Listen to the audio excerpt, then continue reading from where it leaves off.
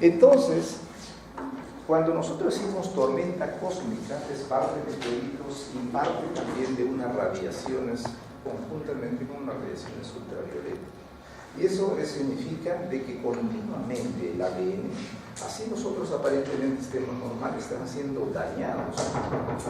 Ese daño que nosotros estamos señalando es lo que se va cortando la longitud del ADN.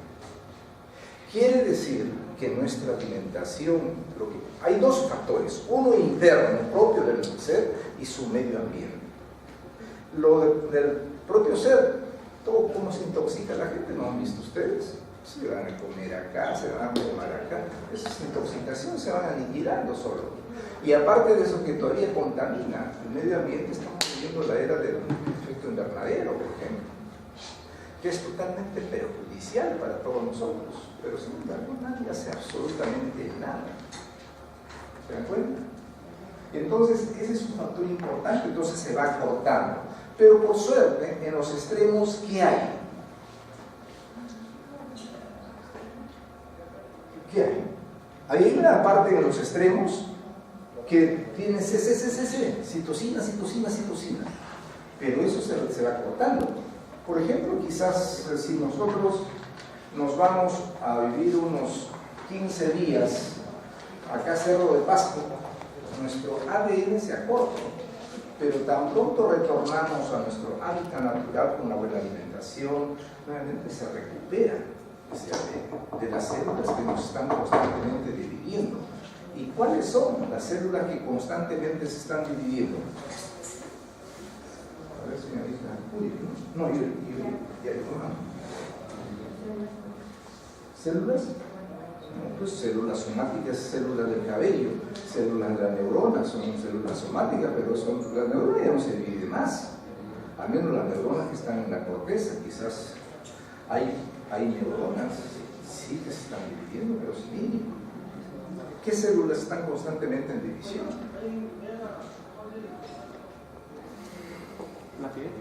La piel en la dermis, la hipodermis. Pero hay otro más. ¿Qué más? Las células germinales. Sobre todo en los varones, ¿no? Los espermatozoides. Las células madre en la médula ósea.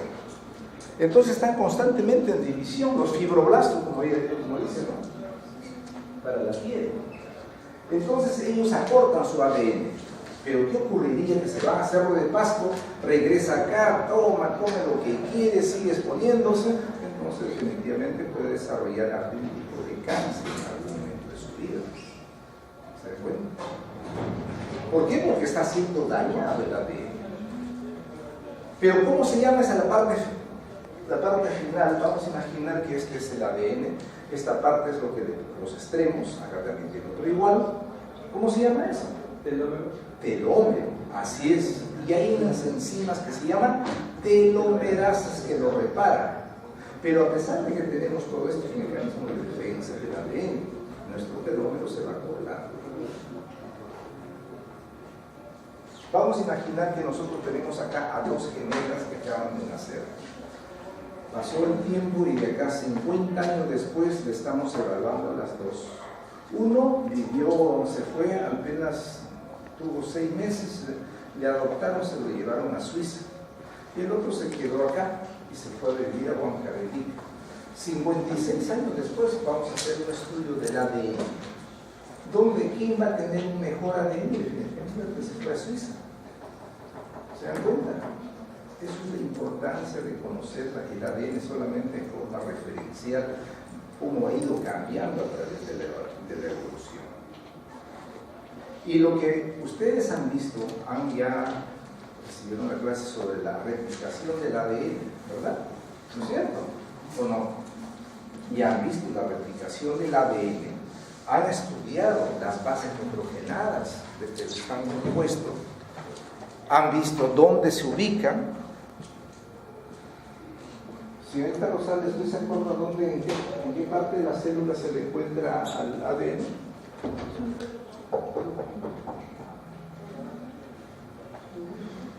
Señor Dan, ¿en el núcleo? ¿Sí? Las células hay que definir dos cosas. ¿Qué células? ¿Procariotas o eucariotas? ¿No es cierto? Las procariotas tienen su ADN inmerso en el citoplasma. Las eucariotas, el ADN nuclear es alfa hélice o doble hélice. Y el mitocondrial, la matriz mitocondrial es, ¿qué cosa? ¿Cómo es? Circular, ¿verdad?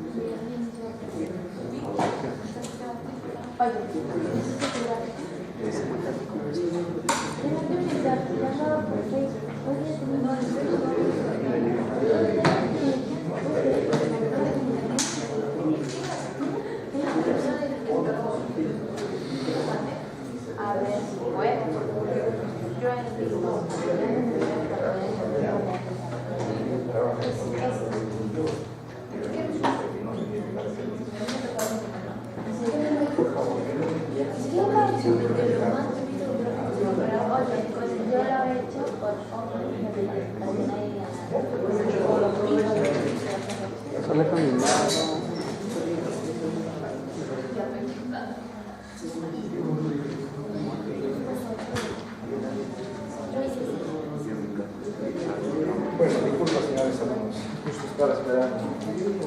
Para el 20 nos invitaron a Ayacucho para un curso tan de 52 años dentro del hospital. Bien, miren, entonces esto es importante conocerlo. Entonces, si las células eucariotas tienen el ADN tanto a nivel nuclear y a nivel mitocondrial, ambos son totalmente diferentes. Esto tiene enorme importancia para ustedes que son jóvenes, porque yo no voy a tener más hijos, ustedes van a tener su familia. ¿Y por qué es importante? ¿Por qué es algo? ¿Le han dicho algo o no? ¿O no le han dicho? ¿Sí o no? Pues, ¿se le han dicho, se han olvidado o no lo dijeron? ¿Ah? No han dicho nada. Cuando se une el espermatozoide con el óvulo, ¿quién aporta el ADN mitocondrial? El óvulo. ¿Y el espermatozoide? No, así es. Entonces, hay enfermedades mitocondriales. Hay cantidad de enfermedades mitocondriales en el desarrollo. Ustedes no se imaginan. Pero sin embargo, acá en el Perú, ustedes visitan todas las clínicas, todos los hospitales, ninguno tiene un área de esa naturaleza. Es decir, una unidad donde le van a diagnosticar enfermedades mitocondriales. El único que hace acá, al menos en la universidad, acá en bioquímica, en el tercer piso, la doctora Doris Huerta, él hace estudio del genoma, de los genes. Bueno, que no hacen de forma total, pero si se necesita ampliar, se envía fuera. Ahora es facilísimo. Unas cuantas gotas de sangre o células se envía en un papel filtro y allá ya lo identifican nuevamente. Entonces, mire que ustedes tendrían que buscar una pareja, le estoy diciendo a los varones, sus esposas, que no tengan algún indicio de enfermedad mitocondrial. Porque si por ahí ustedes por su ignorancia no lo saben, el amor es bastante interesante. Está bien, que debe haber amor, pero si la esposa o su pareja de ustedes tiene antecedentes de enfermedades mitocondriales, inmediatamente que ustedes ya han contraído matrimonio, van a hacer un estudio de ello. Si tiene rasgos para hacer enfermedad mitocondrial, ya no, pues consigan. Tranquilamente se compra un módulo, van al laboratorio y dan sus espermatozoides. Así se está haciendo un montón, no hay que pensar que no se hace. Y una vez que el óvulo está fertilizado, inmediatamente le implanten en su esposa. Pero ¿qué ocurriría si la bioquímica pasó y ustedes ni cuenta se dieron de eso? Tienen sus hijos con una enfermedad mitocondrial, tienen el segundo hijo con otra enfermedad mitocondrial, entonces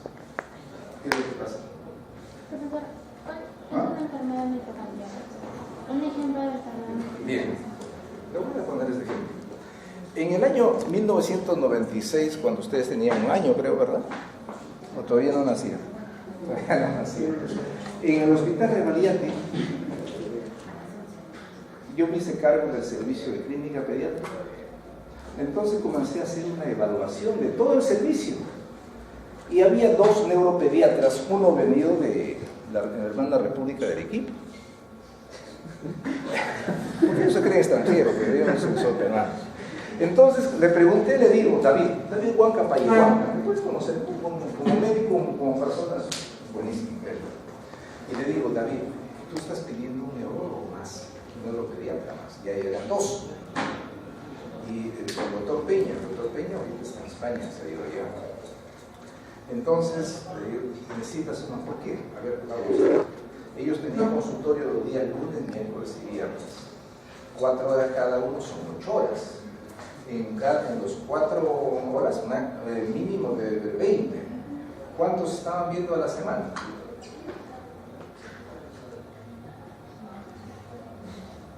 ¿160 por día? No. 20, 40 al día. Pero por 4, 120. De los 120, el 80% eran personas que venían por convulsiones. Entonces le digo, David, ¿y esta convulsión de qué causa tiene? ¿Cuál es la causa? Porque tiene que ser por algo.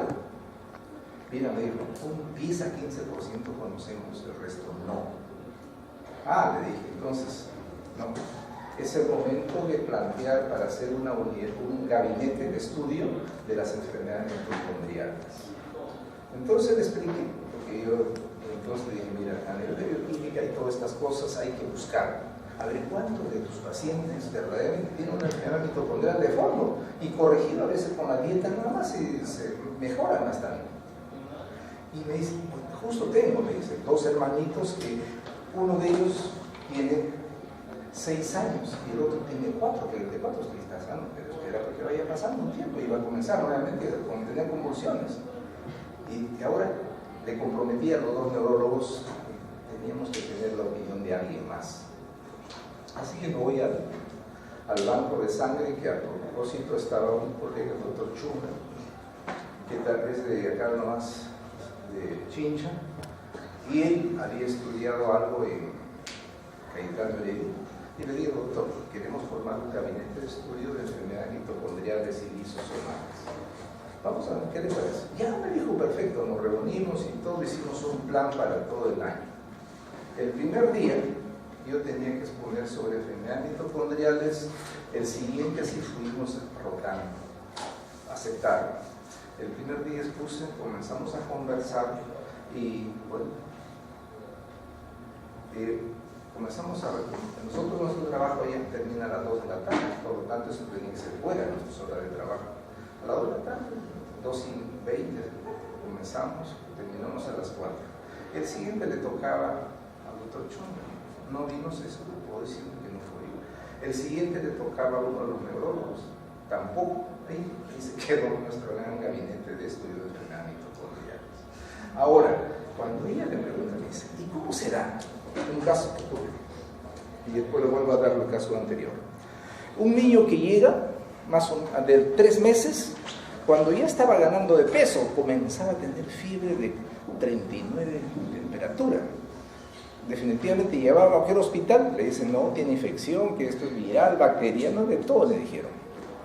Entonces un día llega al consultorio de nutrición clínica y le veo el antecedente, ya te había pasado 2 meses de lo que llegó al hospital Revalliati. ¿Qué cosa es? ¿Por qué tenía fiebre? ¿Quién es el que regula la temperatura? La cadena de transporte de electrones, porque ahí tenemos una proteína desacopladora. Uno para que produzca ATP y el otro para que produzca calor. ¿Qué pasaba? Ahí ya estaba justo.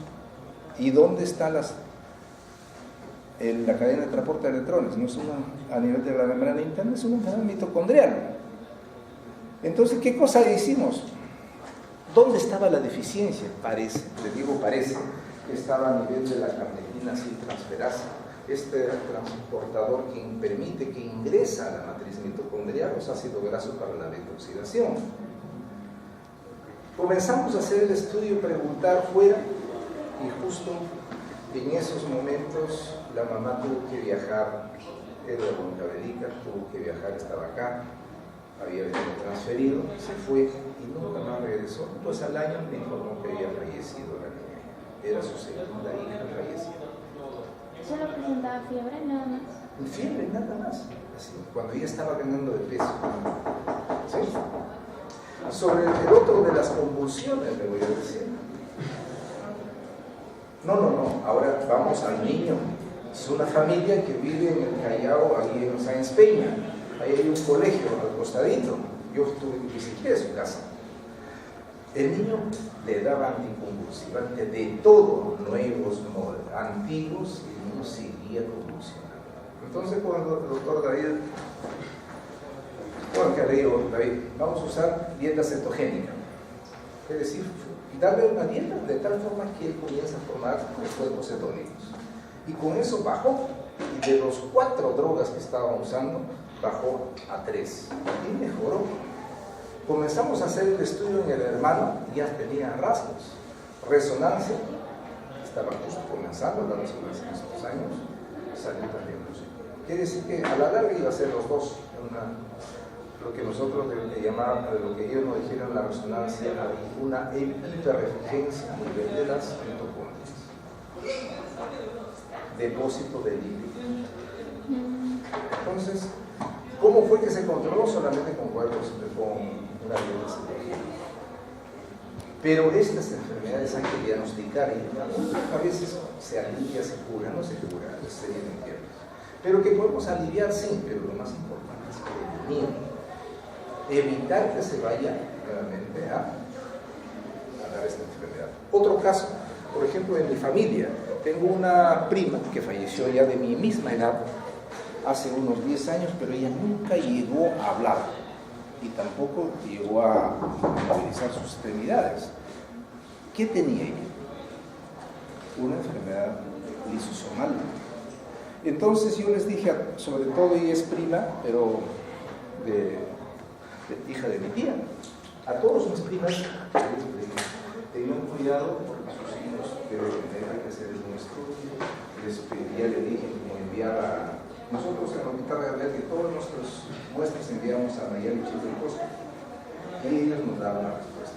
Costaba, estoy hablando a principios de este milenio, más o menos costaba entre $270 a $450. Le dije a todos ellas, envíen su sangre, sobre todo las mujeres.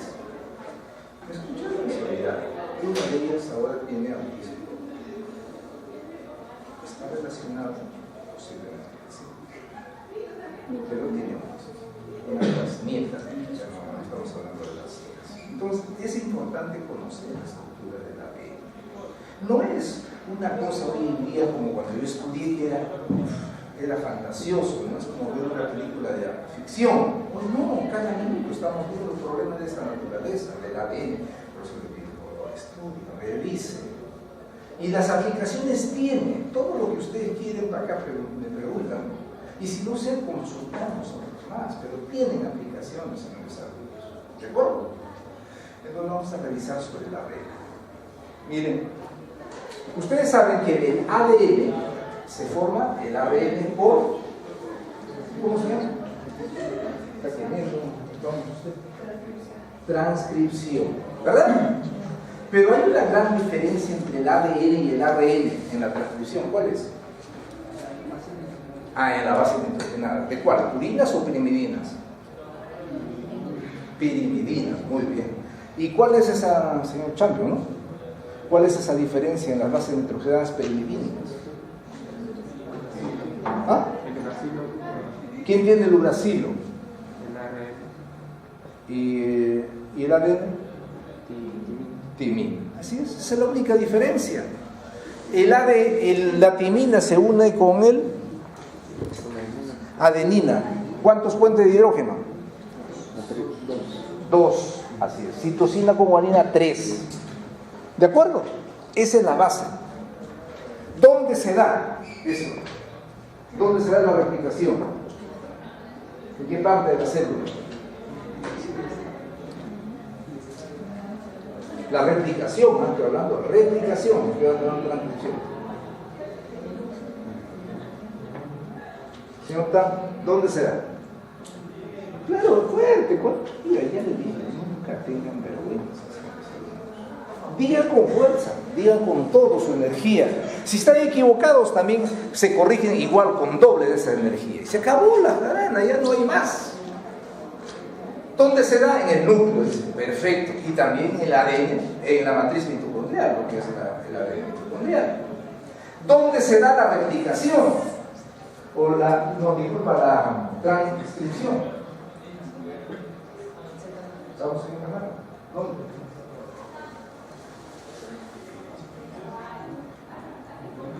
También se da en el núcleo. Y se dará, señor, se dará en el ADN mitocondrial, en la matriz mitocondrial. No, así es. ¿Por qué? Porque no se transcribe el ADN mitocondrial. Solamente hay ARN, hay solamente lo que se hace a nivel del núcleo. ¿De acuerdo? Perfecto. Entonces, los objetivos son revisar los mecanismos de transferencia de información genética en células procariotas y eucariotas mediante la transcripción, síntesis del ARN, la actividad de la RNA polimerasa, el mecanismo de transcripción y su regulación. Eso es lo que vamos a ver. Miren, vamos a hacer hincapié en las partes más importantes, vamos a revisarlo todo. ¿Sí? Algo que sea aplicativo y que ustedes la pueden después revisar en los libros. ¿Qué es un gen? Por ejemplo, a ver, señorita Yeriguamán, ¿usted el cabello de quién viene? ¿De su mamá o de su papá? ¿Su papá? Ah, de su mamá. ¿Quién viene de su papá?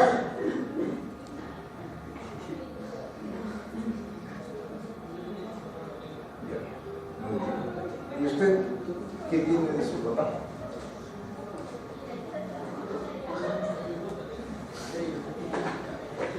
Cabello. Mierda que he dicho. Bueno, el genogene es un segmento de ADN que da la información para una proteína en particular. Entonces, nosotros sabemos de que son pares de bases nitrogenadas. Un gen, ¿cuántos pares de bases nitrogenadas tendrá? ¿Qué dice usted, señor? Salinas. Miles. Recuerden ustedes de que, a ver, si nosotros tuviéramos acá una proteína, una enzima, vamos a imaginar, la ARN polimerasa, es una enzima, ¿de acuerdo?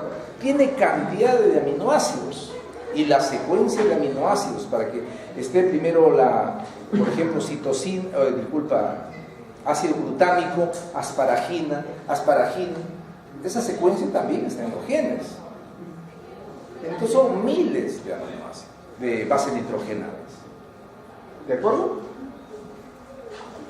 Son unidades de herencia y controlan las características del individuo, color del pelo, tipo de sangre, color de la piel y color de los ojos. Pero eso solamente algunos, a todos. Inclusive, genéticamente hoy en día se sabe de que si hay una señora, por ejemplo, que puede ser familiar de cualquiera de nosotros, nuestra mamá, nuestra abuela, nuestra tía, ya tiene osteoporosis a los 50 años, posiblemente hay también genes que están siendo alterados para que sus descendientes puedan tener ese tipo de osteoporosis. Si es que no mantiene su actividad física, no consume una regular cantidad y calidad de proteínas y también el calcio. Porque hay muchísima gente que comienza a descalcificar. ¿Qué le indica? Cáncer. Es una aberración. ¿Por qué? Porque el calcio, ¿dónde se fija? No se fija en la proteína. Si no tiene buena calidad de proteína, ¿usted cree que se va a fijar? Es como que yo comienzo a comprar toditito los libros de bioquímica que son así, que pesan un montón. Y compro un estante hecho de cartón. pongo 10 libros, se cae.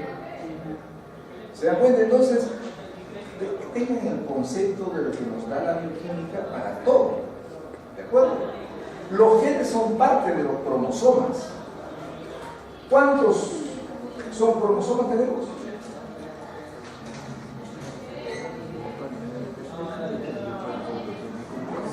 ¿Ustedes lo vieron? Huarcaya, señor Huarcaya, ¿cuántos cromosomas tiene usted?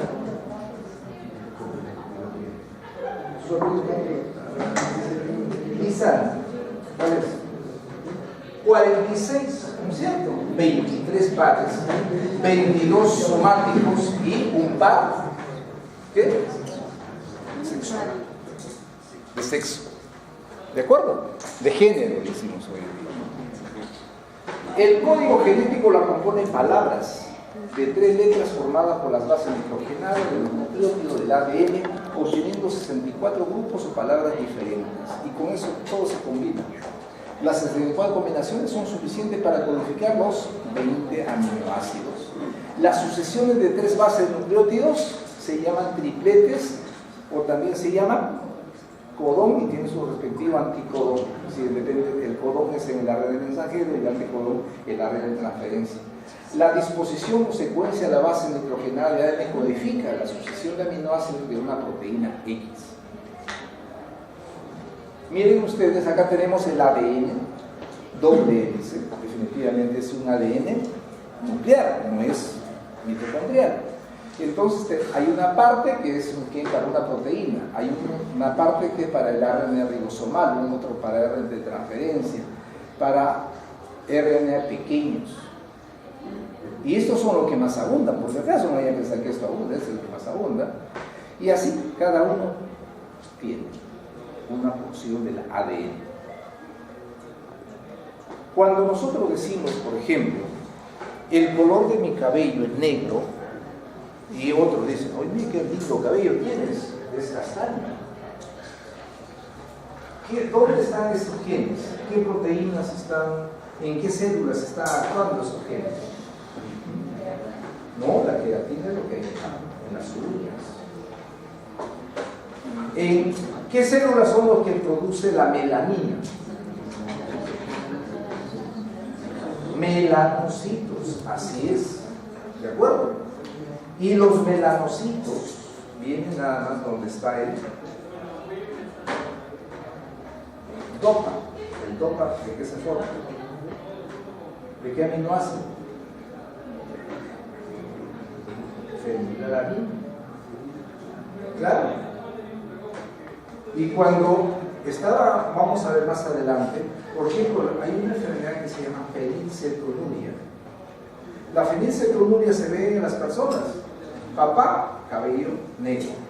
Mamá, cabello negro. Y la hija, ojos azules y su cabello castaño. Y dicen, qué linda mi hijita, esta niñita. Y el papá, cuando a veces se le habla, dice, ¿es mi hija? ¿Se dan cuenta? Y yo creo que el primer caso de fenilcetonuria fue yo lo entendí hace mucho tiempo, un niño en Uyuama. Así, mira, la mamá tenía 7 hijos. El gringuito era el penúltimo. Él fue con ternos, zapatos, excelente. Y los otros con sus ayonatos.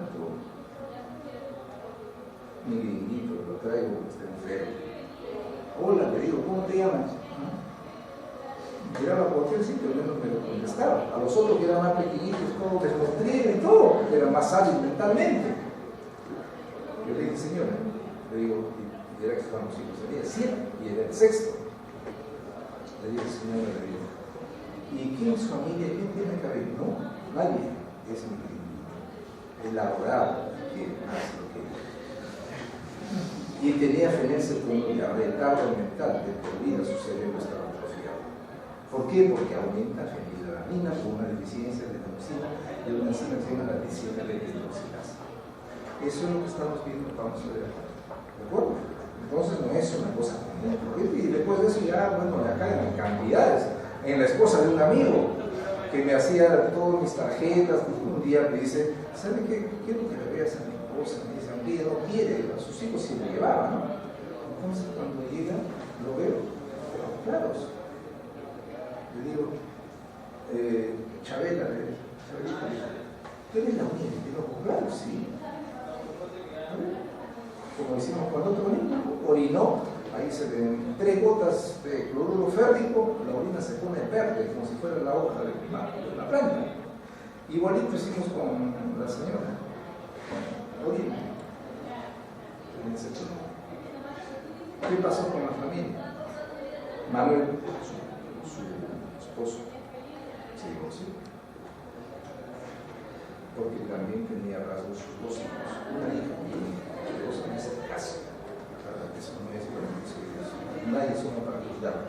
Pero eso es lo que debió haberse hecho, es un diagnóstico temprano y luego evitar que consuma mucho aminoácido que fenilalanina. Hay que, entonces, ahora lo voy a enviar y ya tengo ya, porque para el seminario hay 2 seminarios. Este que viene a la práctica, el siguiente y el siguiente. Ahí le estoy enviando todo información sobre la composición de alimentos acá en el Perú, en proteínas. Ustedes van a ver ahí todos los aminoácidos. ¿Qué alimentos tienen fenilalanina? Por ejemplo, eso no se da. En Estados Unidos ya venden, ¿no? Venden así como venden acá los carros de leche maternizada. Allá venden, por ejemplo, dice leche para los que tienen fenilcetonuria. No tiene nada fenilalanina.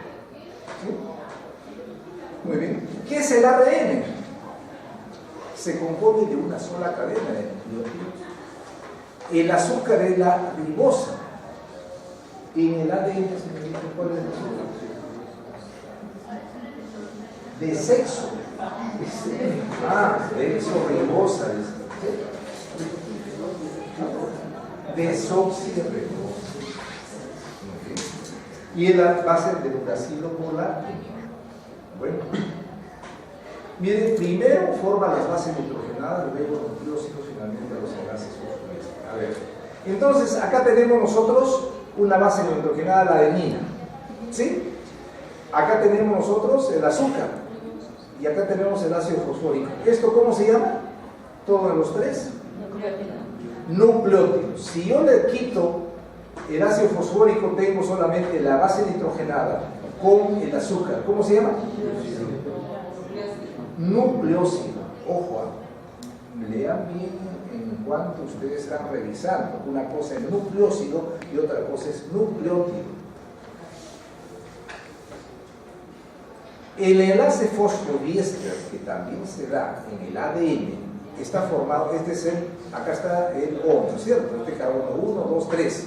Quiere decir, este es el carbono 3 de la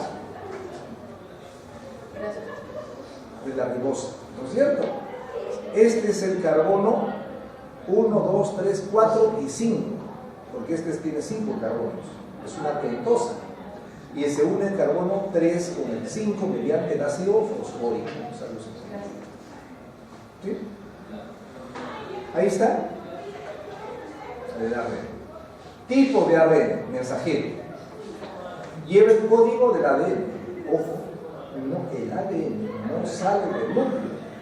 Cuando el ADN sale del núcleo porque se altera la membrana nuclear, esa célula está condenada a morir en cualquier momento. ¿De acuerdo? Para hacer ribosomas para sintetizar proteínas. Cuando se necesita cierta proteína, se forma el ARN mensajero, sale del grupo de información. Representa el 5% de todo el ARN total en la célula. El ARN mensajero. Cierre, por favor, doctor. Es el más heterogéneo en tamaño, va de 500 a 6.000.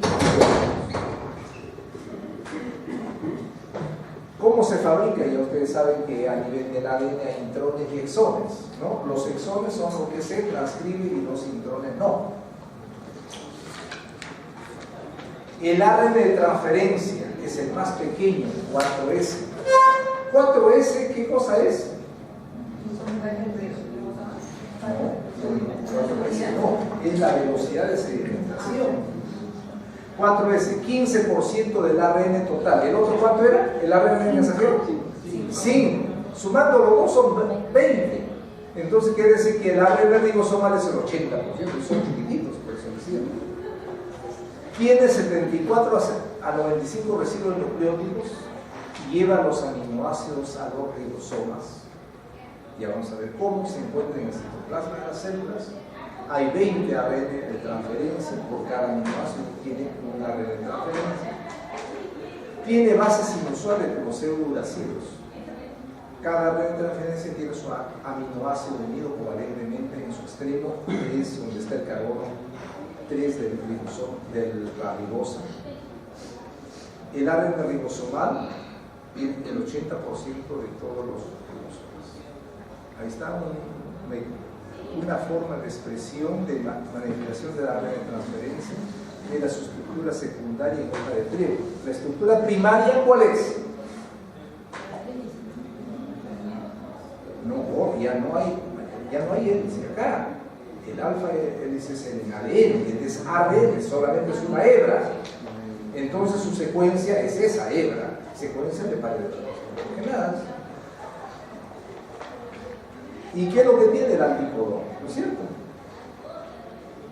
El ARN ribosomal. Miren bien, fíjense bien. Esto ya ustedes lo saben por biología molecular. Tiene una parte mayor, una estructura mayor y una estructura menor. Depende si son células eucariotas o procariotas. ¿De acuerdo? Pero lo que sí debemos recordar para la síntesis de las proteínas es esto. Tiene un sitio para A, para el aminoácido, un sitio P y un sitio E. Ojo, estos son como, diríamos, son lugares, son como cuevitas, son la cuevita A, P y E. AP, esa es su sigla, ¿no? ¿Verdad? AP.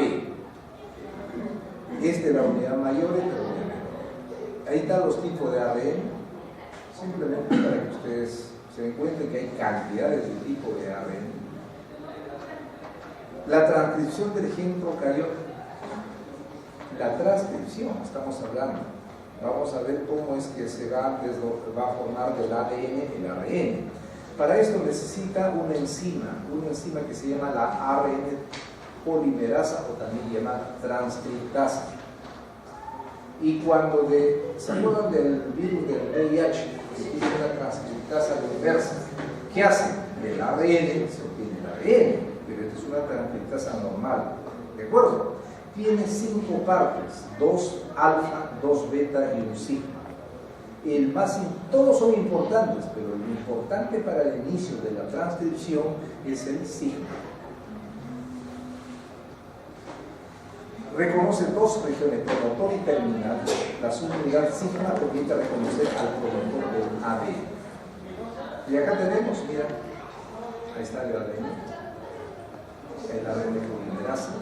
El ADN va de 3 a 5 en ese sentido, y el ARN polimerasa 5 a 3. ¿Sí?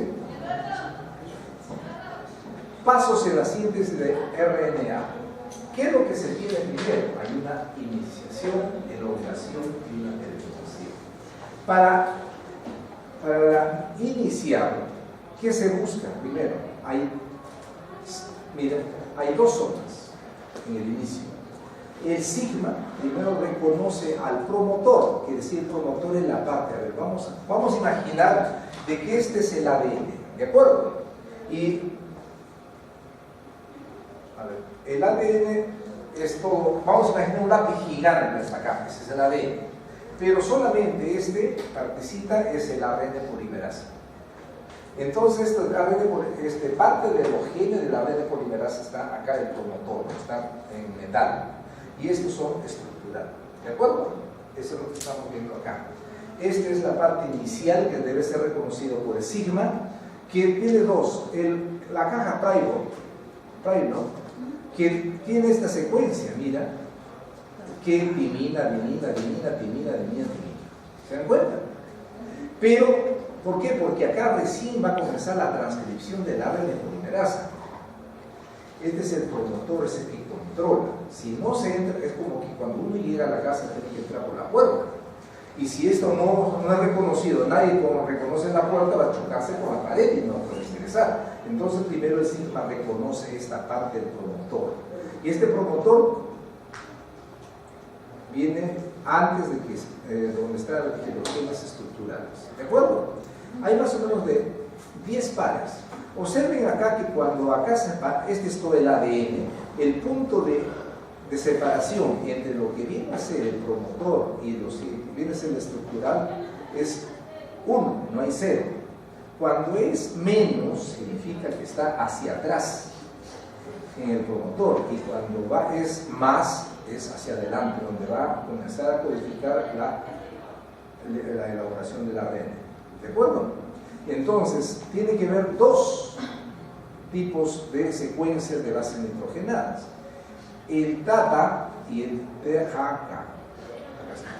¿De acuerdo? Uno está a menos 10 y el otro está a menos 35 de pares de bases nitrogenadas retrocedidas. Entonces, cuando hay alteraciones en esta caja Prior, o esta secuencia 35 que se le llama, también se originan alteraciones. Al haber alteraciones, por ejemplo, vamos a imaginar que en vez de que hay acá adenina y otra timina, definitivamente este ARN no va a estar normal. ¿De acuerdo? Entonces se van a generar mutaciones. Luego viene la elongación. Después dice que se reconoce al promotor P, comienza a sintetizar el transcrito de acá. No requiere cebador, como en el caso del ADN, ¿recuerdan, no? Une trifosfato de ribonucleótidos, libera fosfatos inorgánicos, puede haber superhélice que actúan las topoisomerasas, en todo. Pero en el caso del ADN, cuando hay una hélice, un enrollamiento, la que desenrolla es las topoisomerasas, que corta y pega, ¿no? ¿Bien? La terminación, proteína Rho. La proteína Rho es la que termina, se une a una región rica donde hay citocinas, ¿ves? No tiene actividad en caso de isocela molecular ARN de ADN, se separa. Dice, ya te formaste, ahora separa, como una mamá, ¿no? Cuando ya tiene al bebé, ya nace, corta el cordón umbilical, se separa el niño, en este caso de la proteína Rho. ¿Sí? Sí. La adenina timina siempre va a ser, es el inicio. Sí, por eso se llama caja Pravin, primera y nueva. Pero cada proteína tiene una característica, en este caso este es del ARN polimerasa, pero quizás si nosotros queremos decir, por ejemplo, la carboxipeptidasa tiene otro tipo, ¿no? Definitivamente, no es igual. Vamos a ver cómo funciona esto con este ejemplo de la transcripción de los operones bacterianos. Por ejemplo, hay mucha gente que dice lo siguiente, dice, ¿no? Oye, tú eres intolerante, le dicen, ¿no? ¿Se acuerdan de la propaganda? ¿Qué? Soy intolerante a la lactosa. Toma esta leche. Eso es más falso que lo que dice un político cuando está en elecciones. ¿De acuerdo? Miren lo que ocurre. Acá, en este medio, hay glucosa, pero no hay lactosa. El operón está apagado. Quiere decir, entonces vamos a dar, este es el gen. Hay 2 partes, el operón, el promotor y el estructural. El operón, el promotor, tiene varios pedacitos de genes. Vamos a ver ahora eso. Miren acá. De acá comienza, todo este es el promotor y todo este son los genes estructurales. ¿De acuerdo? Mire esta parte cuando está dividido. 1, 2, 3, 4 partes. En el caso de en el Escherichia coli, que tiene su operón lactosa, ¿de acuerdo? Mira, tiene acá el gen LAC. Este gen LAC, ¿qué cosa hace? Forma un ARN mensajero y una proteína represora. Eso es lo que va a originar este partecito de gen. Esta proteína represora, cuando se va a unir al operador, lo inactiva. ¿Sí? Por eso dice operón apagado, está inactivado, apagado. Pero a su vez también tiene un pedacito de acá, de gen. ¿Para qué? Se una proteína que se llama CAP. Acá está la proteína CAP. Pero esta proteína CAP solo acá no se une. tiene que unirse con un adenil ciclasa. Se juntan los dos, cuando los dos están, como dicen, para hacer su travesura se junta con otro y va y se une acá. Y va a hacer alguna acción. Luego acá está la ADN polimerasa. ¿De acuerdo?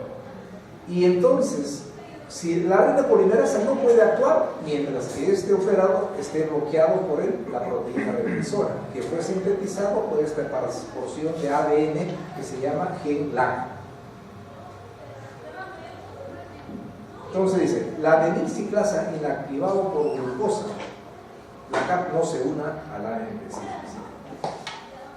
¿Recuerdan de dónde viene la adenilciclasa? Si yo tengo el ATP, ¿no es cierto? Entonces, cuando actúa sobre el ATP la adenilciclasa, lo rompe sus enlaces fosfodiésteres de los fósforos. Y lo que es adenina-trifosfato lo convierte en adenosina monofosfato cíclico, por eso se llama acá AMP. Quiere decir que le roba ¿cuánto? 2 fósforos, le queda con 1. Cuando está así solamente este adenilciclasa, se une recién con el CAP y recién este va a unirse acá. ¿De acuerdo? Ahora vamos. Pero aparte de esto, hay otro que vamos a ver ahora. Acá dice, mira, MOL represora se une y bloquea el operador. Después que ya se activa todo el promotor, recién va a activarse los genes estructurales. En este caso, si este está bloqueado, esto está inactivado también. ¿Sí? Por eso dice, los genes estructurales son estas y genes reguladores están juntos. Llama acá operón o promotor estructural, promotor LAC1, unión K, promotor, todo es lo que forman el promotor y estructural gen LAC, Z, Y y A. Y acá tiene la proteína que le va a liberar la proteína roja. Eso ya lo hemos dicho, ¿no? Miren acá, no hay glucosa. Entonces, pero si hay lactosa, ¿dónde va a operar el operón de lactosa? Cuando hay lactosa, pues si no hay lactosa, ¿para qué? ¿No? Es como quien dice, ¿para qué voy a llevar ropa de baño si no hay sol, no voy a la playa? No voy a hacerlo. Entonces, no es sentido. Acá tenemos entonces la proteína K. Acá tenemos el AMP cíclico. Este AMP cíclico, ¿dónde vino? De un ATP mediante la acción de la adenilciclasa. Se juntan los dos y se une acá. ¿De acuerdo? Ahora, también esta gen LAC dio origen a su proteína represora. Pero esta proteína represora se une con otra proteína que se llama alolactosa. Están llamando por teléfono y dicen, ven, vamos a juntarnos los dos, se unen, y entonces esta proteína represora ya no se une acá, ya no bloquea. Y está entonces unido la proteína CAP con el AMP cíclico, y esto no está libre, y entonces la ARN polimerasa se activa y comienza a sintetizar el ARN. ¿De acuerdo? Y entonces también ya sintetiza este gen estructural, la Z. ¿Qué hace este? La galactosidasa beta. ¿Qué hace la galactosidasa beta frente a la lactosa? Lo desdobla en lactosa y en glucosa. Eso sí ya lo saben, por su clase. Y además el gen LAC-Y, ¿qué hace? Es una permeasa. Y el gen LAC-A no se sabe. ¿Se dan cuenta todavía qué función tiene? Pero ahí está.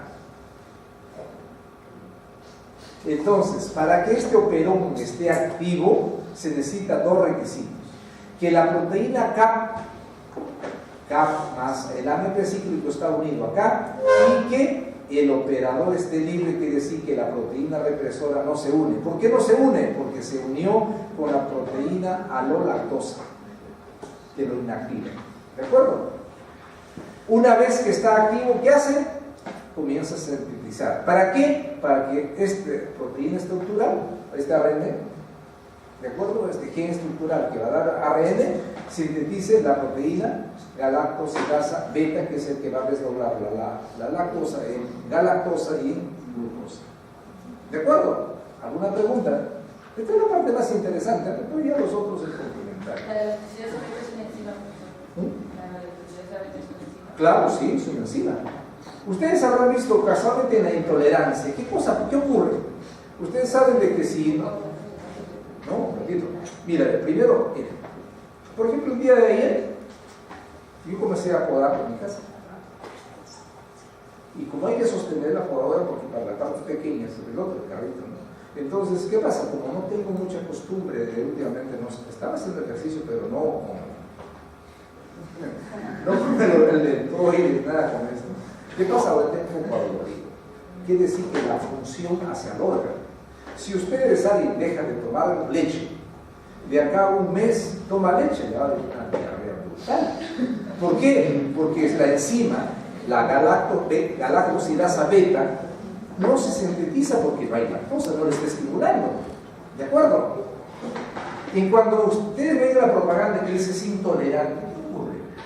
Ocurre lo siguiente, que hay un parásito que se llama la Giardia lamblia. La Giardia lamblia inhibe a la beta-galactosidasa. Por eso cuando tan pronto toma leche le produce unos gases, se pone como si estuviera embarazada de 6-7 meses y a veces le produce hasta diarrea a los niños, sobre todo. Y entonces, ¿qué sacan la propaganda? Tome esta leche. No hay leche que no tiene lactosa. Casualmente se llama leche porque tiene lactosa. Y si no tiene lactosa, no es leche. Y entonces, ¿qué se debe hacer? Darle el antiparasitario, matar a la Giardia lamblia, luego comenzar a darle yogur durante una semana, cucharadita tras cucharadita, para que vaya estimulando al gen de la galactosidasa beta, y luego después toma su leche y no pasa absolutamente nada. ¿De acuerdo? Entonces, por eso le digo, cada parte de la bioquímica que nosotros vamos estudiando tiene su aplicación práctica, si no lo dude. ¿Ya? Muy bien. En este caso, acá hay glucosa y galactosa. Ya saben que la glucosa inhibe la acción de la adenosiclasa, entonces no se forma el AMP cíclico, ¿no es cierto? Pero hay galactosa. Se necesita que la galactosidasa se forme. Pero como no se activa el operón, ¿qué pasa? Una vez que está activo esto, recién se activa esto. Como no se activa acá el operón, acá no pasa nada. Entonces no hay producción de beta-galactosidasa. ¿De acuerdo? Ni siquiera tampoco de otras enzimas. Esta es otra forma más. Entonces vamos a lo que significa la transcripción en genes eucariotas. Lo que hemos visto, el Escherichia coli es una célula procariota. También hay un ADN relajado, laxo, debe disociarse de los nucleosomas. Recuerden, ¿no? ¿Recuerdan de los nucleosomas? ¿Le explicó la doctora o no? Por ejemplo, mire, casi 2 metros, 1,20 metros, 1,30 metros de ADN, ¿cómo se va a enrollar para que esté en una célula microscópica, ¿no? Imaginen ustedes. Eso se da gracias a ¿qué? A que se forman los nucleosomas. ¿Qué cosas son los nucleosomas? 2 vueltas de ADN más 4 proteínas básicas llamadas histonas. ¿Esas histonas cuáles son? Un ratito le estoy preguntando al señor Sopigas. Mejía.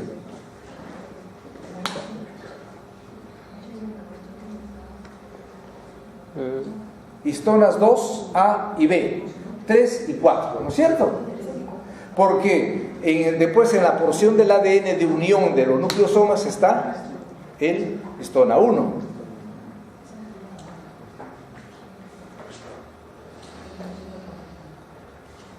Hay grado de metilación, quiere decir que se metilan. Las genes inactivos están más metilados.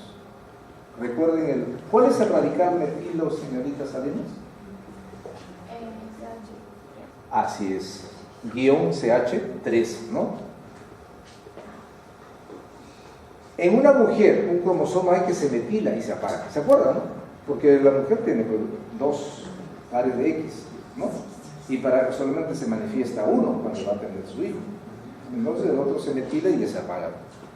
Tipo de ARN polimerasa. ARN polimerasa nucleares, ARN polimerasa 1, ARN polimerasa 2. Y también, miren, RNA polimerasa mitocondrial. ¿Para qué es esto? Solamente en las procariotas. Ya, bueno, esto ya lo hemos explicado. Factor de transcripción unida al promotor, esto. Vamos pasando esto ya.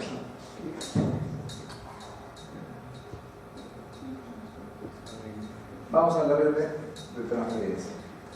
Miren ustedes de que el área de transferencia se forma primero como pre-RN de transferencia.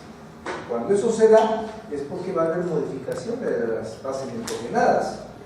Por ejemplo, miren ustedes, comparen este pre-RNA de transferencia con este maduro. ¿Qué le falta? Toda esta parte verde, ¿no es cierto? ¿Qué más? Esta parte. ¿Y por qué? El RNasa polimerasa separa 16 nucleótidos en el extremo 5. Acá hay un intrón de 14 nucleótidos, que ustedes saben que eso no se va a formar. El intrón no tiene por qué replicarse, pero se replicó, pero luego se corrige. Entonces, esto nos da pie a que el ARN de transferencia se modifica después de que se ha formado inicialmente. Eso es para asegurar los genes que se expresen adecuadamente. El ARN mensajero, sintetizado por RN polimerasa 2, se modifica desde el núcleo. Ojo, miren, se modifica desde el núcleo. Forma los enlaces triple de fósforo, acá estamos, ¿sí? Por guanilinotransferasa. La tapa, colocación de la tapa, metilguanina 7 en citosol. ¿Dónde está el metilguanina 7? Miren acá. Este es el carbono, el N7, el metilguanina. ¿De acuerdo? La metilación ayuda a iniciar la traducción y estabiliza. La eucariota no tiene tapa, por ello se traduce eficientemente. Ahora, para solamente señalarles algún aspecto de cómo se va eliminando los intrones. Miren ustedes, este es el ADN, este es un exón y este es un intrón. Este no tiene valor, ¿verdad? Entonces tiene que eliminarse. ¿Qué cosa hace? Ahí hay un angiostosoma, como que diría, si traducimos así en forma literal, diríamos que es una parte de la nucleoproteína que lo va a tener que desaparecer. Y mira cómo le cortan y luego lo pegan. Y luego ya se sintetiza el ARN mensajero Vamos acá. Bien, vamos entonces a lo que es la transcripción. Proceso de formación de ARN. Pasos. La porción del ADN que contiene el código para la proteína que se necesita se desdobla y se separa exponiendo las bases. Ojo. Acá se han separado. Estas son las matrices, ¿no? Las mamás. Y acá ya está formando el ARN. Los nucleótidos de ARN libres que están en el núcleo se parean por las bases expuestas del ARN. El uracilo con la adenina, porque se cambia el uracilo por timina. Otra forma, hace el RNA mensajero, el ADN primero, se produce la transcripción, tiene el pre-ARN mensajero, intrones y exones, los intrones se eliminan, se madura el ARN mensajero y lo tenemos. Y luego esto se va a producir la traducción o la síntesis de aminoácidos unidos a proteínas. Nuevamente, escuchen bien, nunca el ADN sale del núcleo. El que sale es el ARN mensajero, eso es lo que estamos viendo. ¿Por dónde sale? Poros. Ojo, no es que salgan por algún, diríamos, transportador, sale a través de poros. Los factores de tensión activadores del gen aflojan las histonas según a la secuencia promotora del ADN que se especifica al sitio de inicio del gen hebra molde, hacen de mediadores para la unión de una ARN polimerasa a promotor. ¿Se necesita cerrador o no se necesita cerrador en la transcripción? ¿Sí o no? Porque en el ADN sí, para la replicación sí se necesita. ¿Acá se necesita o no? No. No. Esa es pregunta fija. Así que recuérdalo bien y compréndalo bien, porque no puede venir así nomás la pregunta. No necesita, ¿no? Pero va a venir de todas maneras. Fase de la transcripción, iniciación, ARN polimerasa separa la célula del ADN. Elongación, ARN polimerasa añade nucleótidos. Y terminación, la señal de terminación indica que hay que parar. Así de simple. Esta es otra forma de lo que hemos estado viendo. Bien, esta es una parte que, bueno, mira, aun cuando todo está cubierto de niebla, oscuridad, yo sigo firme ante tanta adversidad, procurando defenderme de todo aquello